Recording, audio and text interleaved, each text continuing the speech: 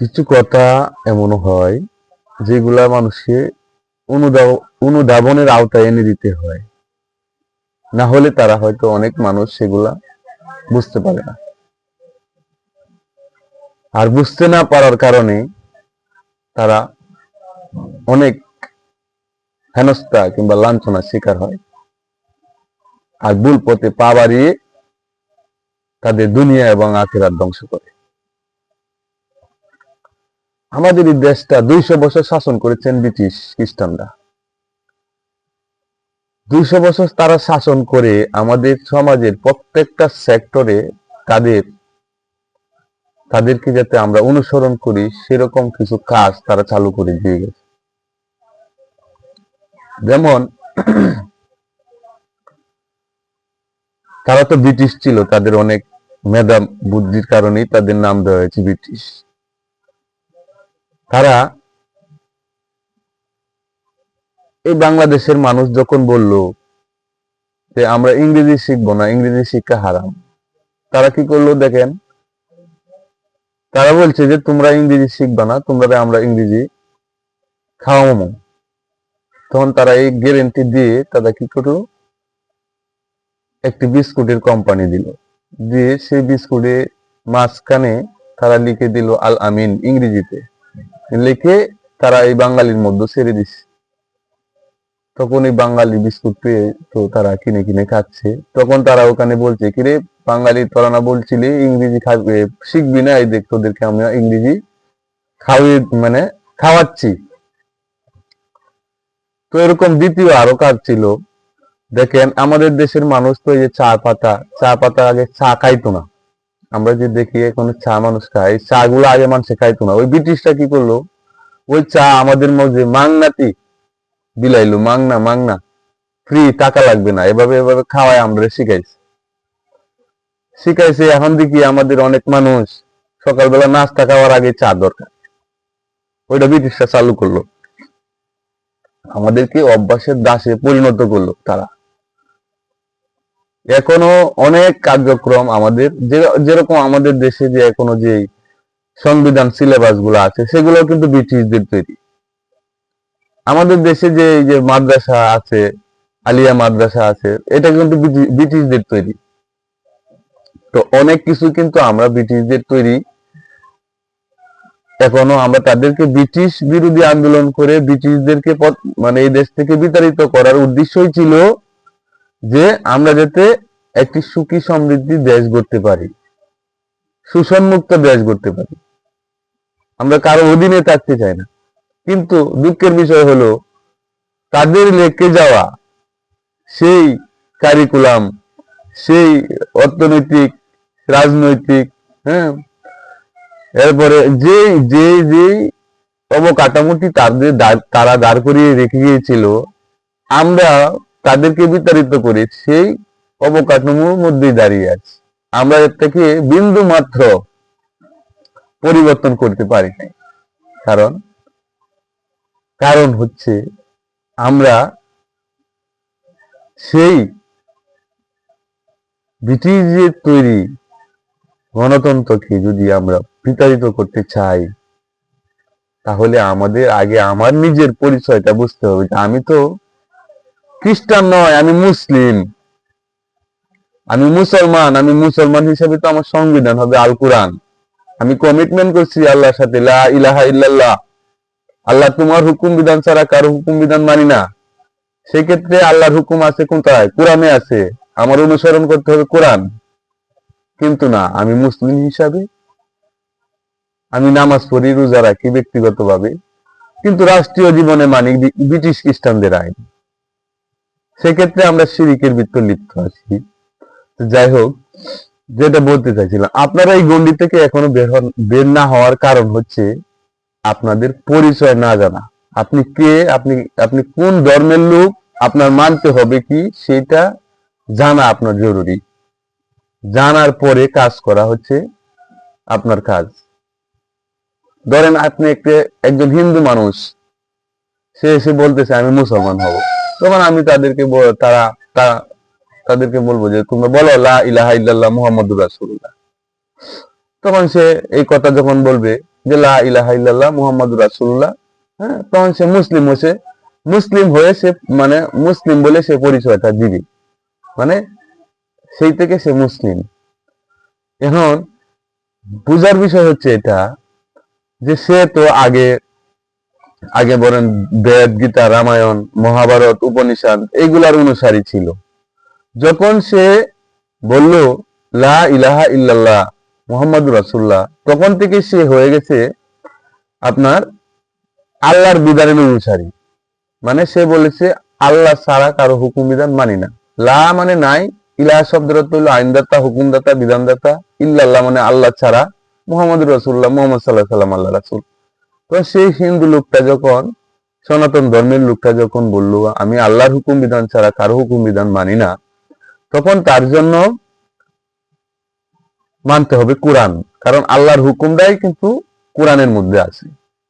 তখন সে অস্বীকার করলো অন্য অন্য বেদ, রামায়ণ, গীতা, মহাভারত, উপনিষদ এগুলাকে সে প্রত্যাখ্যান করে আল্লাহর হুকুমকে সে প্রাধান্য দিল। তখন থেকে তার মানা শুরু হয়ে গেল আল কোরআন। কিন্তু আমরা এই 92-95% মুসলমানের দেশে আমরাও অঙ্গীকার করেছি আল্লাহর সাথে, আল্লাহ তোমার হুকুম ছাড়া আমরা আর কারো হুকুম বিধান মানি না। কিন্তু আমরা দেখি বাস্তবিক জীবনে ব্যক্তিগতভাবে আপনারা মসজিদে নামাজ পড়েন, রোজা রাখেন, হজ করেন, এইটুকুতে আপনারা সীমাবদ্ধ। এর বাহিরে আপনার রাষ্ট্রীয় জীবনে চলে সুদ ভিত্তিক অর্থনীতি, আপনার রাষ্ট্রীয় জীবনে চলে ব্রিটিশ খ্রিস্টানদের তৈরি আইন, মানুষের মন গড়া আইন। হ্যাঁ, আপনার পারিবারিক ক্ষেত্রে আপনি আল্লাহর হুকুম মানতে পারছেন না। আল্লাহ বলছে বিয়ে করো দেনমোহর দিয়ে, আপনি বিয়ে করছেন যৌতুক নিয়ে। আল্লাহ বলছে সুদ হারাম, আপনার সংবিধান সুদকে হালাল করে দিয়েছে, আপনি সেটাই মানছেন। আবার এইগুলি খেয়ে এই সুদ ভিত্তিক অর্থনীতি প্র্যাকটিস করে আবার নামাজ, রোজা, হজ সবই করছেন। আল্লাহর নিষিদ্ধ কাজ প্রত্যাখ্যান করার পরে আপনি আল্লাহর হুকুমকে বাস্তবায়ন করুন, তখন আপনার আমল কাজে লাগবে। আপনি আজকে এই 95% মুসলমান শিরকের ভিতর ডুবে আছে। তারা যে দিনটাকে প্র্যাকটিস করে সেটা হচ্ছে ইহুদি খ্রিস্টানের তৈরি, মানে আব্রাহাম লিঙ্কন, কামাল পাশা এদের তৈরি একটা গণতন্ত্র আইন, মন গড়া আইন। যে কোনো টাইম এটাকে চেঞ্জ করা যায়, যে কোনো সরকার এটার উপরে বসে এটাকে চেঞ্জ করে দিচ্ছে। এই পর্যন্ত বাংলাদেশের সংবিধান 17 বার চেঞ্জ করা হয়েছে। শান্তি আনতে পেরেছে? আনতে পারবে না। আমাদের দেশের যত সরকার আসলো এই ক্ষমতার উপরে, এই সিস্টেমের উপরে আসলো, দেখেন আমাদের দেশে যত সম্মানিত লোক, তারা কিন্তু সম্মানিত লোক না হলে কিন্তু আসলে তারা কিন্তু এই ক্ষমতায় যেতে পারতো না। তাদের প্রতি আমার অনেক সম্মান আছে, কিন্তু দুঃখের বিষয় হলো যারা এই সিস্টেমের উপর বসলো প্রত্যেকটা লোককে আপনার অপমানিত, অপদস্থ, হ্যাঁ, গুম, ফ্যামিলি ভাবে হত্যা মানে হতে হয়েছে, দেশ থেকে পলাইতে হয়েছে, মানুষের আন্দোলনের মুখে তাদেরকে গদি ছাড়া হতে হয়েছে। কোনো একটা সরকার আজ পর্যন্ত এই সিস্টেমের উপরে বসার কারণে বৈধভাবে নামতে পারে নাই। ইতিহাস সাক্ষী, আপনারা দেখে নেবেন। তারপরেও আপনারা কি করছেন? এই ক্ষমতার পিছনে দৌড়াদৌড়ি করছেন। আপনারা চুলার থেকে পাল দেয়া, মানে কড়াই থেকে পাল দিয়ে চুলাত পড়েন, এইটুকুই। আবার এখান থেকে কিছু মতে উঠে আবার কড়াই থেকে পাল দিয়ে চুলাতেই পড়েন। কেন? আপনারা মুসলমান না? আপনারা যে ব্রিটিশদের তৈরি গণতন্ত্র মানছেন, একবার তো জানার প্রয়োজন আছিল যে আমি তো মুসলমান, আমার তো মানার দরকার কোরআন। আল্লাহর কোরআনের মধ্যে আমার ব্যক্তি জীবন কিভাবে চলবে, আমার পারিবারিক জীবন কিভাবে চলবে, আমাদের সামাজিক জীবন কিভাবে চলবে, আমার রাষ্ট্রীয় জীবন কিভাবে চলবে, সব রূপরেখা দেওয়া আছে। চুরি করলে কি আইন হবে, ব্যভিচার করলে কি আইন হবে, হ্যাঁ, সুদ ভিত্তিক আইনের পরিবর্তে জাকাত ভিত্তিক অর্থনীতি চালু করতে হবে। তো আপনারা সেই বিষয়গুলাকে একটু অনুধাবন করেন। আর কতকাল এই ব্রিটিশদের তৈরি গণতন্ত্র মেনে আমাদের সমাজে আগুন জ্বলবে বলেন? এই আগুন বন্ধ করার জন্য এগিয়ে আসুন। আরেকটি কথা না বললেই না হয়, আজকে দেখেন আমাদের দেশে লক্ষ লক্ষ আলেম ওলামা আছে, তাদের আকীদা দেখে আমি আসলে অনেক সময় হতবাক হয়ে যাই। ব্রিটিশরা জানতো যে তারা এই দেশটাকে শাসন করবে, তারা এরকম কিছু কার্যক্রম চালু করে রেখে গেছে যেগুলা মানুষকে অভ্যাসের দাসে পরিণত করবে। আর যখনই অভ্যাসের দাসে তারা পরিণত হবে, তখন তো তাদের কিছু কার্যক্রম হবে। সেই কার্যক্রম সম্বন্ধেও তারা কিন্তু খুব সূক্ষ্ম ব্যাখ্যা করে তাদের কার্যক্রম, এটার পরিবর্তে কি করতে হবে সেটাও তারা চালু করে রেখে গেছে। আমাদেরকে তারা একটা ঔপনিবেশিক যুগের গণতন্ত্র দিয়ে গেছে, যেটাকে বলা হয় বিউটি অফ ডেমোক্রেসি। সেই বিউটি অফ ডেমোক্রেসির অর্থ হলো আপনি বহুদলীয় গণতন্ত্র। এখন দেখেন, এই বহুদলীয় গণতন্ত্র আমরা প্র্যাকটিস করতেছি, আজকে আমাদের দেশের উলামারা সেটা বুঝতে পেরেছে। ধরেন অনেক দল আছে, রাজনৈতিক দল যারা রাজনীতি করে আর কি, তো সেই রাজনৈতিক দলগুলা দেখতেছে যে রে আমাদের দেশে তো আগুন লেগে গেছে, আগুন লেগে গেছে, এখন তো দরকার আগুন নিভানোর দরকার। তারা দেখতেছে যে আসলে আমরা তো আল্লাহর কোরআনের যে আইনগুলা এগুলা নাই, আমাদের সম্মানও পাইতেছি না, আমরা আমাদের যে সম্মানটুকু পাবার কথা সেটুকুও পাইতেছি না। আমাদের দেশে চলতেছে গাড়ি দাউ দাউ করে আগুন, বাসে আগুন, গাড়িতে আগুন, ভাঙচুর, হ্যাঁ, মানুষের নিরাপত্তা নাই, সবকিছু দেখে কিন্তু আলেম উলামারাও এখন রাজনীতির মাঠে নেমে গেছে। মানে তারা রাজনীতির মাঠে নামছে তার কারণ হচ্ছে, এটা আমি বলছি আপনাদেরকে, যে বিউটি অফ ডেমোক্রেসি। আপনি যদি এক জায়গায় আগুন লাগে, সেখানে হয়তো আপনি পানি নিয়ে গেলে সেই আগুনটা আপনি নিভাতে পারবেন। যদি পানি নিয়ে যান তাহলে সেই আগুনটা আপনি নিভাতে পারবেন। আর যদি আপনি যে পাত্রটা নিয়ে যাচ্ছেন পানি ভেবে, সেই পাত্রে পেট্রোল থাকে, তখন সেটা আগুনে দেওয়ার সাথে সাথে কিন্তু আগুন আরো জ্বলবে। দুঃখের বিষয় হলো আজকে আমাদের ইসলামিক দলগুলা, যে হাত পাখা বলেন, রিক্সা মার্কা বলেন, আর ওই দাড়িপাল্লা মার্কা বলেন, তারা যে সিস্টেম নিয়ে সামনে আগাচ্ছে আগুন নিভানোর জন্য, তাদের সেই পাত্রে রাখা আছে কেরোসিন, পেট্রোল, ডিজেল, যেগুলো আগুনে দেওয়ার সাথে সাথে আগুন দাউ দাউ করে আরো জ্বলবে, আগুন নিবার কোনো স্কোপই থাকবে না। কিন্তু তারা ভাবছে আসলে হয়তো এটা দিলে আগুন নিবে। তারা ওই বিউটি অফ ডেমোক্রেসি নিয়ে সামনে আগাচ্ছে। তারা আল্লাহর কোরআনের সে আইনকে রাসূল সাল্লাল্লাহু আলাইহি সাল্লাম কিভাবে সমাজে এবং রাষ্ট্রে নিয়ে গিয়েছিল সেদিকে তারা তাকাচ্ছেও না। তারা আজকে সেগুলোর দিকে না তাকিয়ে তারাও মন গড়া ভাবে তারা সেই কার্যক্রমগুলোর দিকে আগাচ্ছে। এই যে আমি উদাহরণস্বরূপ বললাম না, বিউটি অফ ডেমোক্রেসির একটা সূত্র নিয়েই কিন্তু তারা ওই পার্লামেন্টে যেতে চাচ্ছে আর কি, সরকার গঠন করতে চাচ্ছে।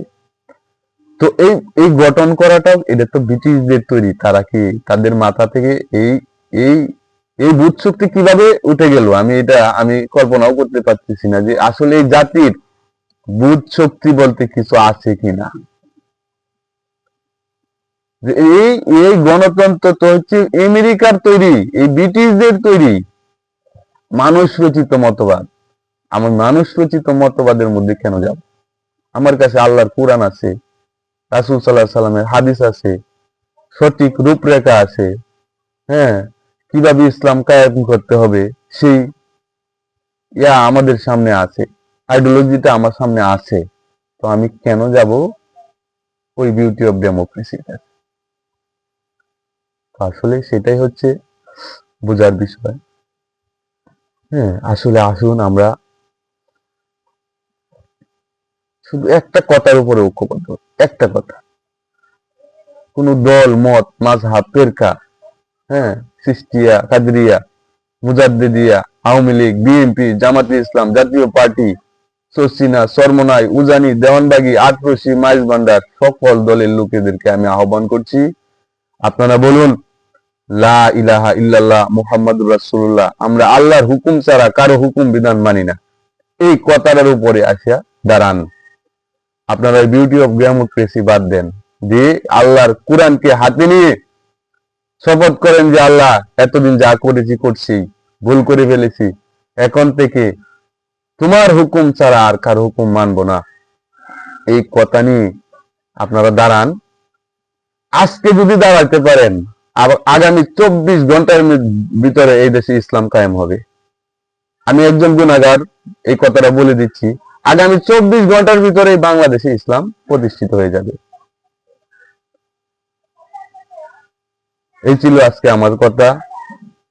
আমার কথাগুলা পর্যবেক্ষণ করবেন, বুঝার চেষ্টা করবেন। আসলে তো আমি তো এখানে আমার মতন এই একজন সাধারণ মানুষ, এই কথা বলার কোনো প্রয়োজন ছিল না, কিন্তু আজকে আমার বলতে হচ্ছে। আমার রাষ্ট্রে যদি আগুন জ্বলে, সেটার প্রভাব কিন্তু আমার উপরেও পড়ে। আমার দেশে যদি হরতাল চলে, সেটার প্রভাব আমার উপরেও পড়ে, কারণ আমি তো এই রাষ্ট্রেরই একজন মানুষ। তাই এই কথাগুলো বললাম। হ্যাঁ, আশা করি আপনারা একটু কথার দিকে মনোযোগ দিবেন। ভুল ত্রুটি হলে ক্ষমার দৃষ্টিতে দেখবেন। এই পর্যন্ত ছিল আজকে আমার এই কথা। আল্লাহ হাফেজ। সালামু আলাইকুম ওয়া রাহমাতুল্লাহি ওয়া বারাকাতুহু।